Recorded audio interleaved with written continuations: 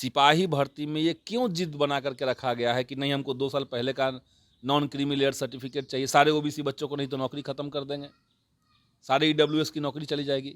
इसलिए ये जिद जो है वो एकदम सनक भरा हुआ है सरकार का। 4 अभ्यर्थी 2 दिनों से प्रदर्शन कर रहे हैं पटना में, पुलिस के द्वारा बल भी प्रयोग किया जा रहा है। देखिए, नीतीश राज में, भाजपा के राज में पुलिस का, अफसरों का इतना मनोबल बढ़ा हुआ है कि कोई भी। पालीगंज विधायक संदीप सौरभ हमारे साथ हैं। लगातार जो सिपाही भर्ती के अभ्यर्थी हैं वो प्रोटेस्ट कर रहे हैं, पुलिस के द्वारा बल भी प्रयोग उनके ऊपर कल किया गया है। देखिए, दुर्भाग्यपूर्ण है, और नीतीश सरकार के शासनकाल में जितने आयोग हैं, जितने विभाग हैं, वो पूरी तरीके से मनमानी कर रहे हैं। अब सिपाही भर्ती की जो परीक्षा हुई उसमें पहली बार गड़बड़ी हो गई, पेपर लीक हुआ। फिर से परीक्षा हुई साफ सुथरे तरीके से, बगैर कोई शिकायत हुए दूसरी परीक्षा हुई। जो बच्चे पास कर गए हैं उसको आपने विज्ञापन में तो कहीं लिखा नहीं था कि हम 2 साल पहले का मांगेंगे एनसीएल। अब जब परीक्षा पास कर गए हैं लोग, बच्चों को फिजिकल की तैयारी करनी है, फील्ड में जाना है, तो उनको आप सड़क पर उतार दिए ये कहकर कि हम 2 साल पहले का एनसीएल लेंगे। तो जब देश में ये पहले से नियम स्थापित है कि खेल के बीच में खेल का नियम नहीं बदलेगा, आपने विज्ञापन में जो बात कही उसी को लागू करना पड़ेगा। अगर आपने विज्ञापन में ये कहा ही नहीं कि हमको 2022 का एनसीएल चाहिए, और आज 2024 के अंत में आप आकर के कह रहे हैं कि 2022 का एनसीएल दो, तो ये तो बहुत ज़्यादती है। सारे ओबीसी स्टूडेंट्स, 90% ओबीसी बच्चों के पास 2 साल पहले का एनसीएल नहीं है। सब इंटर पास बच्चे हैं, वो लोग सब इंटर पास करते हैं, एनसीएल तो बनाना नहीं लगते हैं। लोगों को लगता है कि जब परीक्षा देंगे उस समय सर्टिफिकेट बनवा लेंगे, रिजल्ट आएगा सर्टिफिकेट बनवा लेंगे। ज़्यादातर विभाग में तो नया सर्टिफिकेट मांगता है कि नहीं 6 महीने के अंदर का दीजिए, बासी हो जाएगा नहीं तो अब सब बच्चे ये मांग कर रहे हैं कि भाई आपने विज्ञापन में नहीं दिया तो नया एनसीएल स्वीकार कीजिए। और ऐसी बात नहीं है कि सरकार में पहले ऐसा नहीं हुआ है। आपको हम बता रहे हैं कि बिहार कर्मचारी चयन आयोग 2014 की प्रथम इंटर स्तरीय परीक्षा, उसमें 22 में उसका रिजल्ट आया। अब 22 में आयोग ने मांगना शुरू कर दिया कि नहीं, हमको 2014 का एनसीएल चाहिए। करीब करीब 7,000 ओबीसी और ईडब्ल्यूएस के बच्चे जो थे वो छंट रहे थे, लेकिन वो लागू नहीं हुआ। वो सरकार ने एक रास्ता निकाला, उसमें हम लोग ही प्रयास किए, तो सरकार ने किया कि भाई नया एनसीएल को हम कन्वर्ट करके आपको दे देंगे। तो कोई रास्ता सरकार निकालेगी।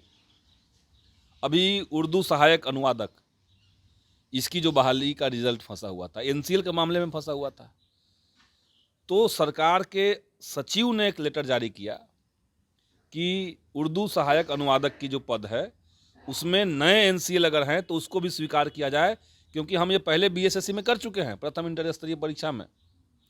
तो जब सरकार के ही आयोग नया एनसीएल स्वीकार कर रही है, तो आज अचानक से सिपाही भर्ती में ये क्यों जिद बना करके रखा गया है कि नहीं, हमको 2 साल पहले का नॉन क्रीमी लेयर सर्टिफिकेट चाहिए, सारे ओबीसी बच्चों को, नहीं तो नौकरी खत्म कर देंगे, सारे ईडब्ल्यूएस की नौकरी चली जाएगी।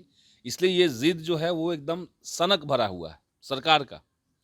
और जो युवा मांग कर रहे हैं कि नहीं आज का एनसीएल ले लीजिए, ऐसा तो नहीं कि हम कल गरीब थे और कल अमीर थे और आज गरीब हो गए, या कल गरीब थे और अचानक से अमीर हो गए, ऐसा तो है नहीं। तो आप कंफर्म कर लीजिए ब्लॉक से एनसीएल में अगर आपको डाउट लगता है तो। लेकिन सरकार को चाहिए कि विज्ञापन में तो साफ साफ लिखना सीखिए। अगर आपको चाहिए था 2022 का, तो आपने जब बहाली निकाली तो आप कहते कि इसी समय का एनसीएल लिया जाएगा, उसको बोल्ड में लिखते। ये आपने कहीं लिखा नहीं। तो ये सरासर गलती है, और हम चाहेंगे कि सरकार इस पर ध्यान दे और हज़ारों युवाओं के साथ, लाखों युवाओं के साथ खिलवाड़ ना हो, उनके भविष्य के साथ खिलवाड़ ना हो। एनसीएल और ईडब्ल्यूएस के मामला सुलझेगा कैसे? सुलझेगा ऐसे कि सरकार को जिद छोड़ना होगा, और जब बहाली आती है पहले तो आप इसको सॉर्ट आउट कीजिए। एक तो तात्कालिक आपके पास सवाल है, सिपाही भर्ती में नया एनसीएल लेंगे कि नहीं, तो नया एनसीएल लेना चाहिए सरकार को। अगर आप नया एनसीएल नहीं ले रहे हैं तो आप पुराने एनसीएल, नए एनसीएल के आधार पर पुराना एनसीएल जारी करने का आदेश दीजिए, जैसे पहले आप कर चुके हैं। उसके बाद आगे से कोई भी बहाली आए और आपको लग रहा है कि नहीं हमको पुराना एनसीएल ही चाहिए, बहाली के टाइम का एनसीएल चाहिए, विज्ञप्ति के समय का चाहिए, उसको विज्ञप्ति में आप साफ साफ लिखने का आदेश दीजिए सारे डिपार्टमेंट में। ये नहीं हो कि आपने लिखा नहीं और अचानक से आप मांग कर दिए, ये नहीं होना चाहिए। लगातार अभ्यर्थी 2 दिनों से प्रदर्शन कर रहे हैं पटना में, पुलिस के द्वारा बल भी प्रयोग किया जा रहा है।